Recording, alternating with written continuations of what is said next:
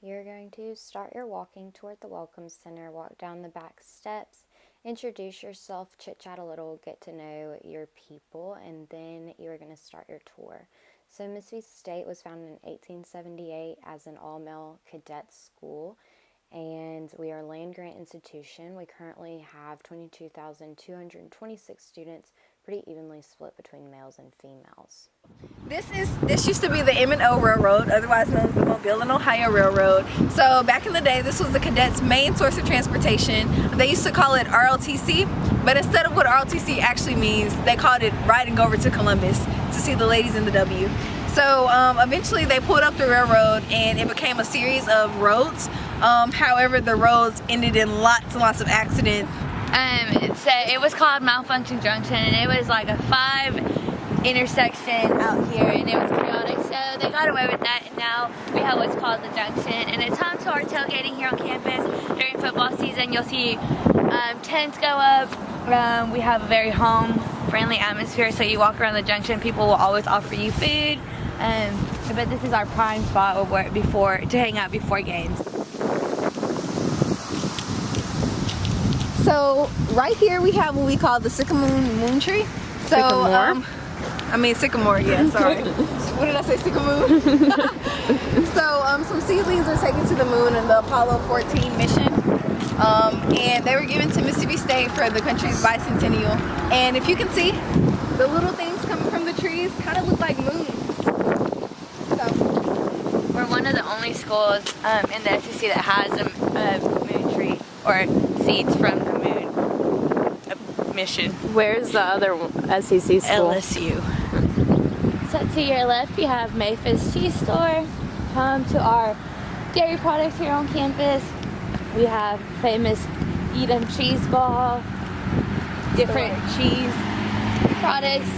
We have our famous ice cream, and milk and stuff like that. And so we produce all of our dairy products here on campus, and all of our cows are at South Farm. We have 82 of them.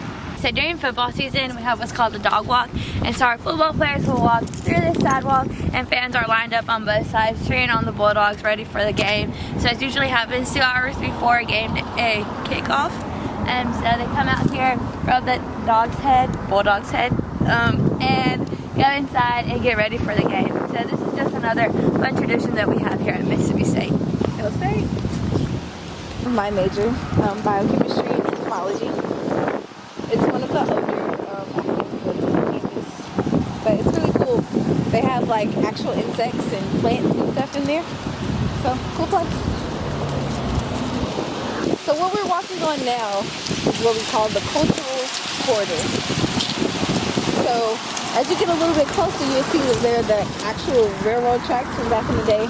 So this is actually where the M&O Railroad ran through. To the right, we have McCarthy Gymnasium, home of the kinesiology department, but inside we also have indoor tennis courts. It's actually named after Babe McCarthy, coach of the Loyola. I struggle so hard getting that out. Loyola of Chicago. So Babe McCarthy was one of our basketball coaches here on campus, and so one year they were able to make it to the NCAA tournament, and they were scheduled to play Loyola of Chicago, which had an all-African-American team. So there's various people in the state of Mississippi and on campus that prohibited them from playing the game. So what Babe McCarthy did, we snuck out the players one night. They got on a bus, the players laid on the floor, and they went and played the game. And I ended up losing the game, but it was just a historical moment because they helped with the integration and stuff here on campus. And so now we're one of the most diverse schools in the SEC. And this was actually the first basketball game played between African Americans and white people. Yep. At the time. The game of change. I've been recording Montgomery for like 12 minutes. Please talk about it. So right here is the Montgomery Hall. So right now it's the home of admissions and scholarships. But back in the day, it used to be a library. And home of the biological science department here on campus. Yeah. So we have Allen Hall, home of our College of Education, international students place. And also home of our math classes. That's where most of us take math. It's one of our oldest academics buildings on campus. And one of the only buildings on campus with an Instagram account, the Fall of Allen Hall. To your left, you have McCool Hall of the College of Business. Yeah. McCool Hall also holds the E-Center where students can go if they have an idea for a business, and they can get grants from the Entrepreneurship Center to help create their business. It's also home of our PGA program, which has 100% job placement after graduation. Whoa!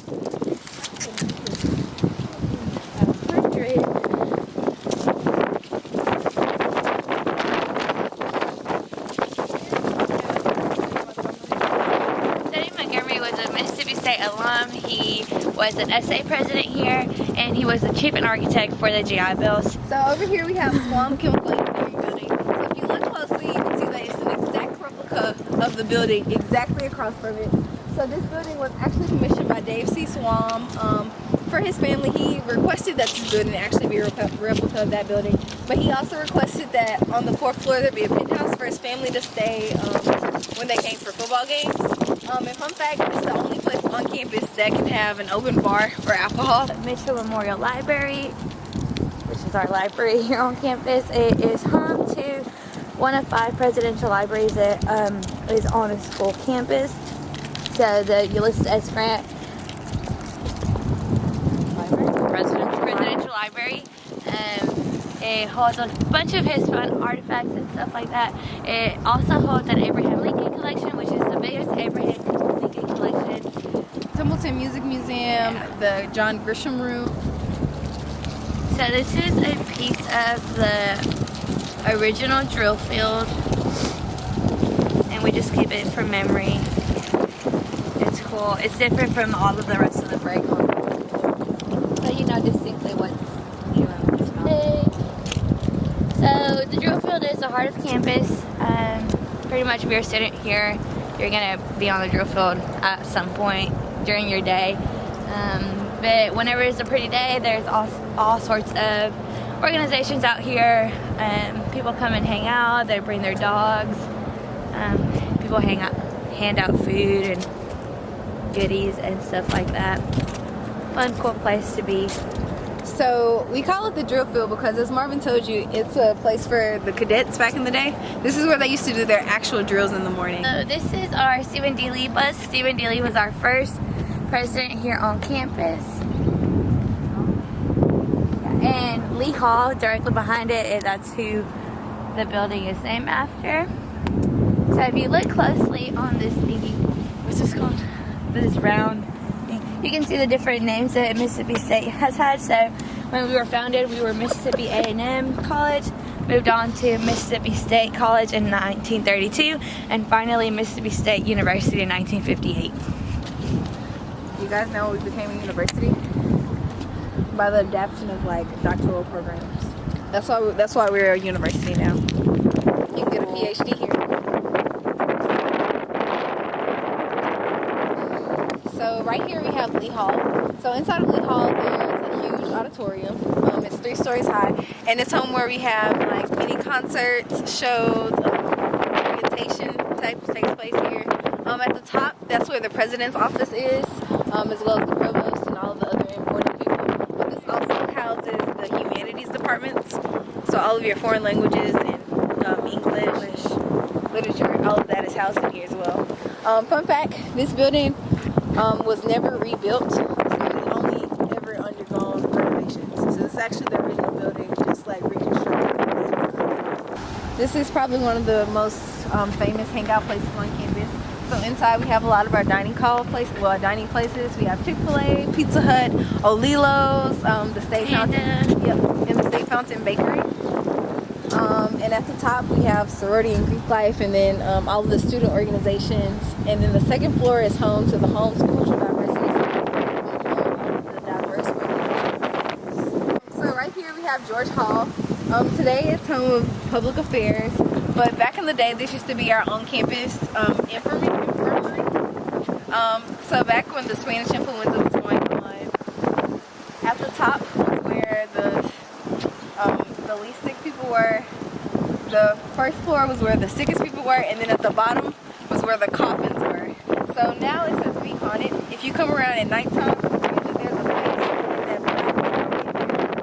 stay away from George Hall. And even in the daytime, if you look close enough in the windows, you can see people because that's an office. Deep down in there is Old Main Academic Center. It's modeled after the Old Main Dormitory, which we'll talk about a little bit later. But it's one of the newest academic buildings on campus. It was actually built in 2017 for use, and it's really nice. The windows tint. So it was very windy in this clip, so another voiceover. Anyway, this is the YMCA building. It was just renovated in 2018, originally the student union, and it currently houses our Dean of Students and Student Affairs. It's a place that you can go and get tickets appealed, and definitely not a place that you want to end up, but if you skip class too much or have an honor code violation, you'll be there. There used to be an old dormitory called Old Main Dormitory. It was one of the biggest dormitories on campus, in the United States. It housed about 1,100 students. Unfortunately, it burned down, and we actually lost one student in this fire. They say that he was going back to get his keys to his red Corvette, but who knows. But President Newman actually commissioned